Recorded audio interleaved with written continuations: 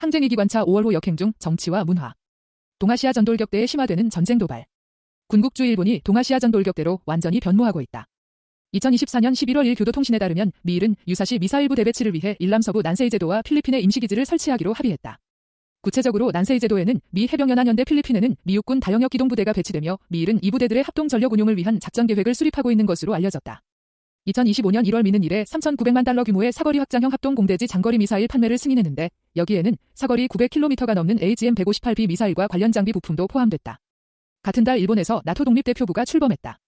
제국주의 호전 세력은 나토의 세력권을 북대서양에서 전체 대서양, 나아가 태평양까지 확대하는데 일본이 이제국주의 침략 책동에 편승해 침략 정모의 결탁을 강화하면서 동아시아 서태평양을 전쟁터로 전락시키고 있다. 2025년 3월 일정부는 적기지 공격 능력 보유를 흉계로 한 자국산 장거리 미사일을 내년 3월 일서 남쪽 규슈 지역에 실전 배치할 계획을 공개했고 3월 24일 이륙해 공자위대 통합작전사령부를 창설했다. 통합작전사령부는 같은 시기 출범한 주일 미군 통합군사령부와 길체화하기 위해 조작됐다. 3월 26일 조선중앙통신은 전범국 일본이 또다시 화선에 진출하고 있다 논평을 통해 통합작전사령부 발족과 그전부터 추진되고 있던 미 중거리 미사일 실전 배치 등을 언급하며 현실은 일본 군국주의자들의 해외 침략이 더는 가상이나 억측이 아니라 기정사실화된 현실이라는 것, 그 첫 공격 목표가 우리 공화국이라는 것은 불보듯 명백하다며 전쟁국가가 되기 위한 그 준비가 마감 단계에 이르렀다고 폭로했다. 이어 최근 연간 일본의 무기 구입량이 지난 시기에 비해 거의 2배에 이르고 각종 전투함선들을 연이어 취역하고 있으며 자위대 사령부들을 지하로 이설하는 계획을 추진하고 대형 수송기 구입을 다그치며 자위대 해상수송군을 발족한 것 등을 짚었다. 그러면서 대륙 침략의 제도적, 군사적 준비를 완결 단계에서 다그치고 대외적 환경까지 마련한 일본이 이제는 그 실현을 위해 화선으로 진출하고 있는 것이라고 지적했다. 한편 당초 주일미군 통합군사령부의 하와이 소재 인도태평양 사령부의 주일미군지 휘권 일부를 이관하기로 한 계획은 트럼프 정권에 의해 가로막혔다. 4월 7일 일매체 산케이신문은 2024년 2월 미일 합동군사연습 키네즈에서 일자위대가 대만 침공 중함정을 미사일로 공격하는 시나리오가 상정됐다고 보도했다. 당시 연습에서는 중이 대만을 침공하면서 나가사키 현소재 사세보미군 기지 등도 공격하는 상황을 가정했다. 일군국주의 세력은 이 같은 시나리오가 일집단적 자위권에 근거한 무력 행사 조건에 해당한다고 보면서 항공자위대 전투기 공대함 미사일로 중수송함을 공격하는 것을 상정했다.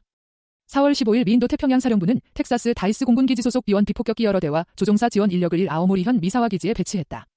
미는 폭격기 기동군 배치로 인도태평양 지역의 안정을 강화하기 위한 전략적 억제 임무를 지원하기 위한 것이라고 강변했다. 미군은 2018년부터 미본 토박기지에 미폭격기를 순환 배치하기 위한 폭격기 기동군을 운영했다. 그동안 아시아 태평양 지역에서는 괌, 호주, 영국령 디에고 가르시아 섬 등에 순환 배치했고 이래는 이번이 처음이다. 미사와 기지는 러블라디보스토크와 800km, 조선 청진 중국 엔벤과 1000km 떨어져 있다. 초음 속으로 비행하는 B-1B가 미사와 기지에서 출격하면 40여 분 내에 조종 러를 타격할 수 있다고 알려진다. 특히 극동러시아 부근인 미사와에 전개시킨 것은 대러 성격이 짙다는 분석이다. 괌 앤더슨 기지에서 평양까지 전개 시간이 약 2시간인 것을 볼 때 B-1B의 일본 토순환 배치는 동아시아 전위기를 격화시키는 제국주의 호전 세력일 군국주의 세력의 침략 책동이다. 미국은 B-1B 순환 배치에 맞춰 코리아 반도와 그 주변 지역에 B-1B를 전개하며 동아시아 정세를 악화시키고 있다. 미 항공군은 4월 15일 조선 태양절 대 B-1B 2대를 동원한 공중연습을 전개하며 대조선 침략 도발을 심화했다.